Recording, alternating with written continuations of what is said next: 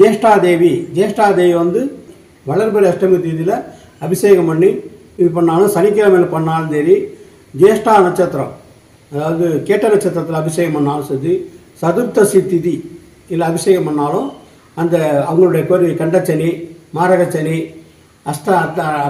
அஷ்டமச்சனி, அர்த்தாஷ்டமச்சனி எல்லாத்தையும் சாமி குறைச்சி கொடுப்பார்.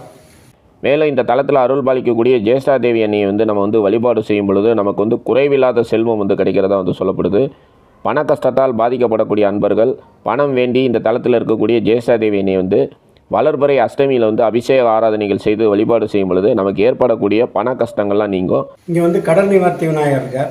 கடல் நிவார்த்தி விநாயகருக்கு வந்து வளர்பிறை சதுர்த்தி திதியில் அபிஷேகம் பண்ணாவும் இல்லை தினமும் வந்து 4 நெய் தீபமும் நல்லெண்ணெய் தீபம் ஏற்றினாலும் கடனை சீக்கிரமாக நிவர்த்தி பண்ணி தருவார். ஒரு காளை மாடு வந்து படுத்திருந்தது அப்படின்னா எப்படி இருக்குமோ